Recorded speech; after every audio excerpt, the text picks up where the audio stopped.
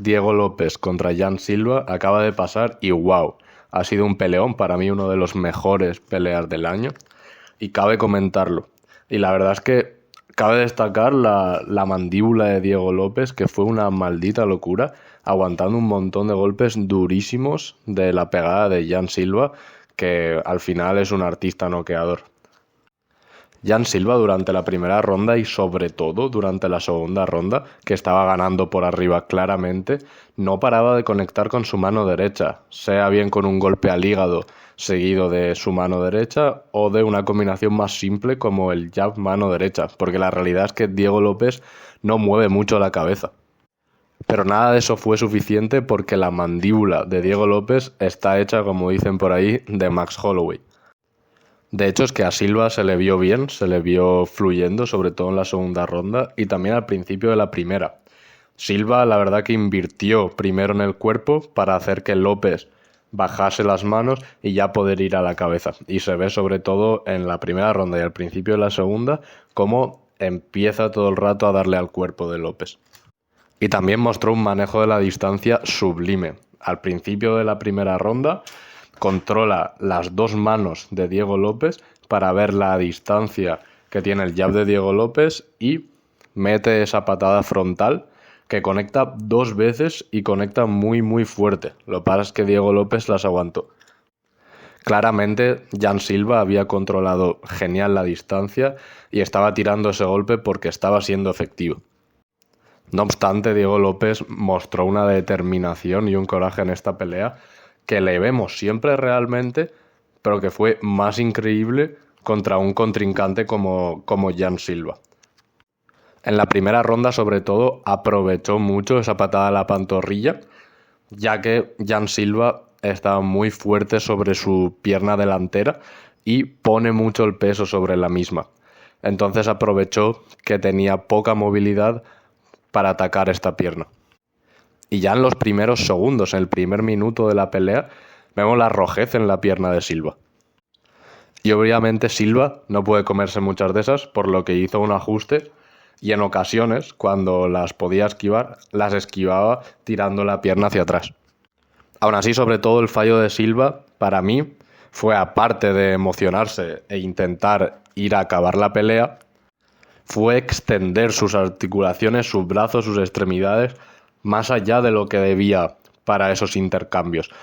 Por ejemplo, en los codos giratorios intentó 3 o 4 codos giratorios que ninguno consiguió conectar de manera significativa y que López o bien esquivó o bien bloqueó. E irónico que la secuencia en la que López finaliza a Silva es precisamente con un codo giratorio al primer intento cuando Silva lo había estado intentando toda la noche.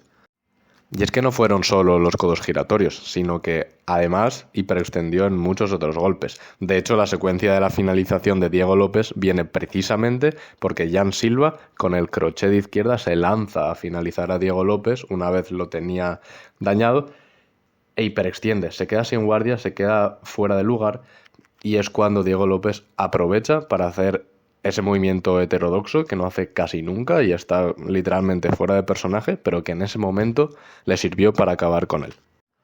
Y tampoco solamente en la secuencia de finalización, sino que además el derribo que consigue López en la primera ronda, que fue completamente efectivo, de hecho esa ronda para mí al menos es un 18 a favor de Diego López, gracias al ground and pound, viene porque Silva da una patada giratoria que López aprovecha para coger la espalda de Silva.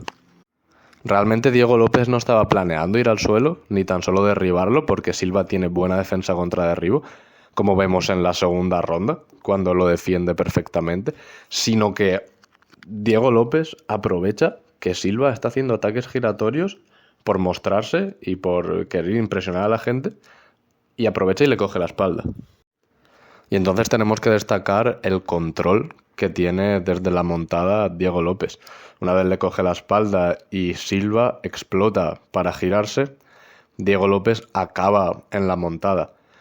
Y una cosa que se veía bastante clara era que, como ahora se dejan hacer, que son legales, los codos de 12 a 6, es decir, los verticales, cuando Silva intentaba cogerse al cuerpo de Diego López para juntarse a él y que no lo separara para evitar esos codos, lo que hacía era Diego López transicionar a los codos verticales y meter esos codos encima de la cabeza de Jan Silva.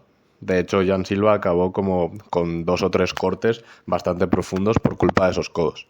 Entonces podemos afirmar que el daño que le hizo Diego López a Jan Silva en la primera ronda fue realmente significativo y eso los jueces lo valoraron bastante.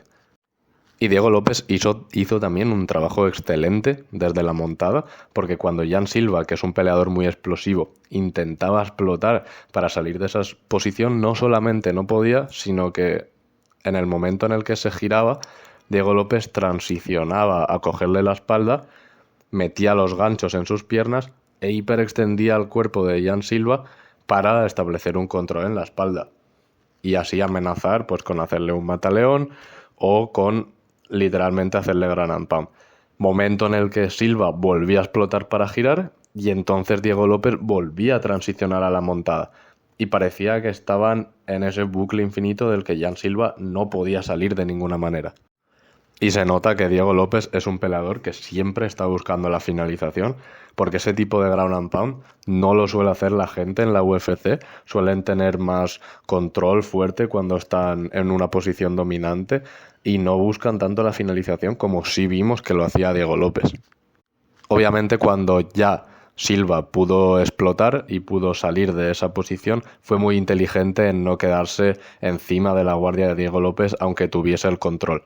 Porque Diego López inmediatamente vemos que amenaza con un triángulo o bien un armbar si hubiese transicionado esa pierna y que Jan Silva estaba ya directamente metido en un intento de sumisión por parte de Diego López. Y Silva se vio como el mejor peleador arriba, sobre todo en cuanto a boxeo, ya que fue capaz de mover mucho más la cabeza y el movimiento de cabeza por parte de Diego López fue realmente inexistente. Tanto así que vemos algunas escenas en las que Diego López tira un jab, Silva es perfectamente capaz de pasarlo, de esquivarlo por el lado y contestar con su propio jab. Y pese a todo esto, Diego López al final pudo ganarle a Jan Silva, pese a que estuviese perdiendo en la segunda ronda. Simplemente supo capitalizar en los errores ofensivos de Jan Silva, que estaba extendiendo demasiado sus golpes, y contraatacar de manera perfecta para poder noquearlo. El golpe hizo que Jan Silva estuviese inconsciente en el suelo y prácticamente no estaba defendiendo bien los golpes. Es por eso que el árbitro tuvo que intervenir, incluso si quedaban menos de 20 segundos en el marcador para la finalización de la segunda ronda. Pero era algo necesario y Jan Silva no puede quejarse por eso.